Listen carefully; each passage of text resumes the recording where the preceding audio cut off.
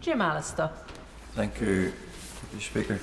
It is good to see the Armed Forces Commissioner put on a statutory basis, to see the functions set out, to see how that staff, though perhaps not directly recruited, can be provided for the Commission, and all that is good.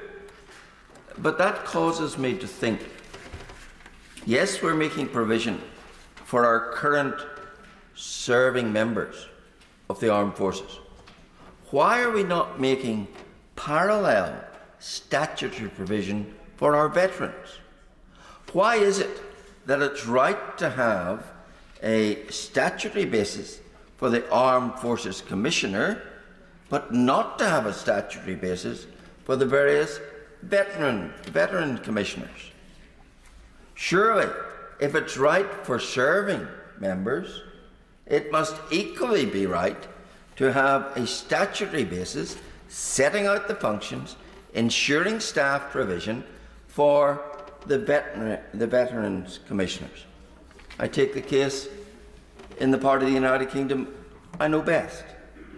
We have a part-time, term-appointed veterans commissioner for effectively 2 days a week, with 2 staff seconded from the Northern Ireland office.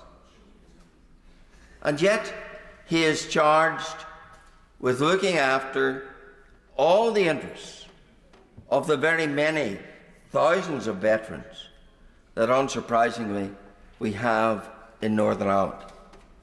Now, if it's right, I make the point again, to have a commissioner on a statutory basis for serving soldiers, then why not for veterans?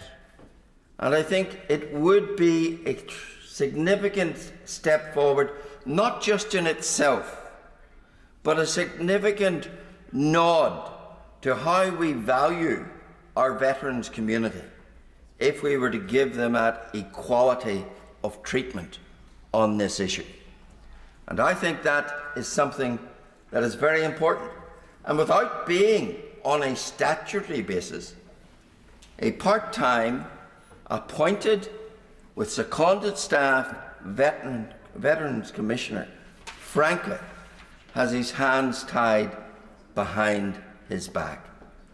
You know, in Northern Ireland, we're moving back into a phase where, because this government is going to repeal the Legacy Act, we're going to see many veterans from incidents of 50 years ago dragged through our courts, perhaps.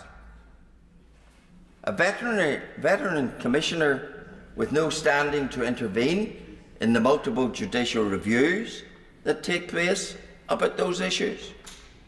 No standing to take any official line on any of that.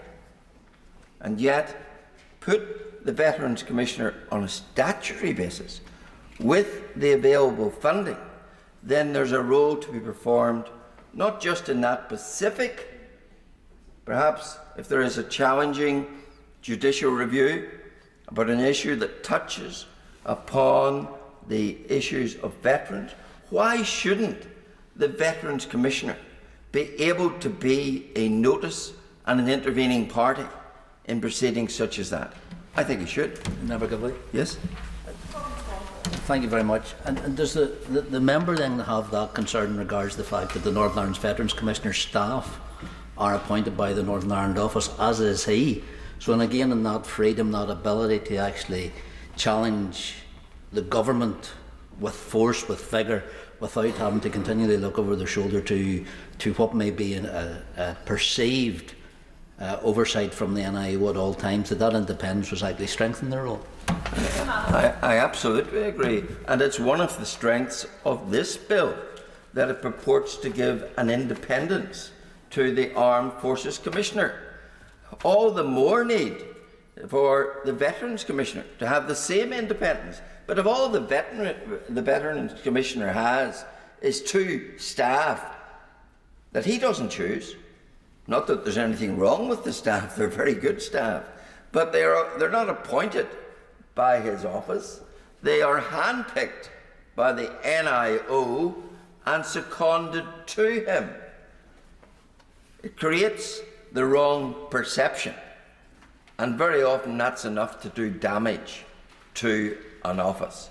So I do take the opportunity of this debate to say, yes, what we're doing for the Armed Forces Commissioner is good, but let's mirror it by what we do for our veterans.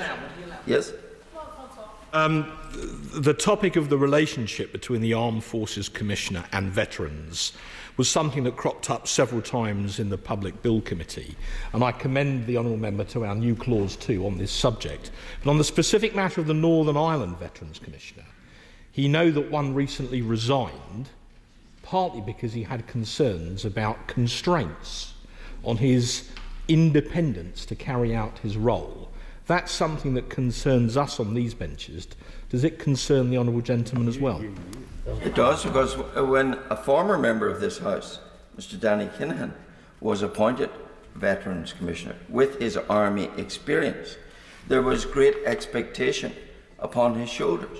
And sadly, we reached the point where amongst the reasons proffered by Mr Kinahan for leaving his role was exactly as the Right Honourable Gentleman says, because he felt his freedom of action was impinged by the Northern Ireland office. But be that right or be that wrong, the perception that such an office holder has those restraints placed upon him does untold damage to that office. And I think, as I have in the past, I pay tribute to Mr Kinahan for his service in that role, and I also wish well his recently appointed successor, Mr David Johnson, who had the privilege of meeting last week, and trust that as he takes forward the work of the of representing veterans, he will find himself unrestrained.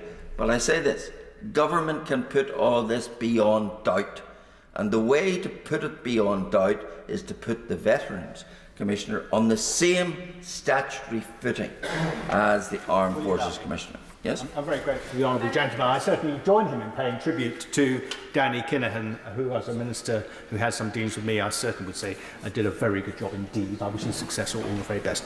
Will he acknowledge that the previous government actually went one step further, in the sense that they appointed a Minister for Veterans of cabinet rank, a very experienced individual, which this government has failed to replicate? That is true, but they failed to take the step I'm now advocating of putting the Veterans Commissioner on a statutory footing. So this government can go one better and can do the right thing for veterans, and I trust that they will. I do support new clause 2 that has been proposed. I think it's a step in the right direction, but it's not enough. We need to have, for our retired servicemen, facilities that we offer to our serving servicemen. Yes. Thanks. Before the member does step down, and again, Madam Deputy Speaker, the Ulster Unionist Party would support new clause 2 in regards to that, but also to pay tribute to my predecessor as the Ulster Unionist MP for Southampton, Mr Kinnican, and the work that he did in this place, but continued to do for veterans. And again, I do wish David Johnson well, but I think it's the point that was made from the front bench of the opposition in regards to the position of the Veterans Minister. Would the member agree with me there's an opportunity that the Veterans Minister would actually be responsible for appointing the Veterans Commissioner for Northern Ireland rather than the NIO, and there may be a segregation of perception in regards to some of those concerns that our veterans community would have?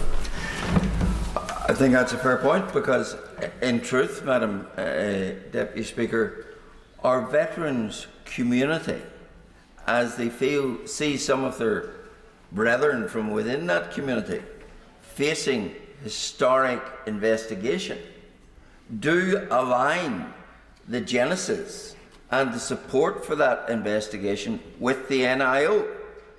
And therefore, it certainly would be better, both presentationally and in reality, I believe, if there was that distance between the Veterans Commissioner and the Northern Ireland office. Yes?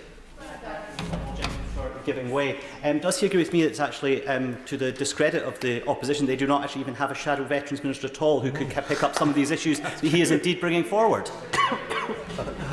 Well, if there's a feeling on that side, then all the greater opportunity and need for the government to make good on that, and I trust that they will do that. I'm not here to mediate between either side of this House. Yes, certainly. For the record, I'm the Shadow Veterans Minister. I am the Shadow Armed Forces Minister. I do a bit of procurement on the side as well. So we do take veterans very seriously on this side of the House. But as I'm going to say later on, if I'm lucky enough to catch your eye, Madam Deputy Speaker, I'm not sure the government does. Well, I will leave the two sides of this House to sort out that difference. All I'm interested in is that the veterans in my community have the best opportunity, the best service, and with the best will in the world. Yes, we've got and have had good Veterans Commissioners, but they cannot do the job so long as their hands are tied behind their back. Let's unleash them and let's see a basis upon which they can properly perform the functions. Thank you. Lee Ingham. Thank you, Madam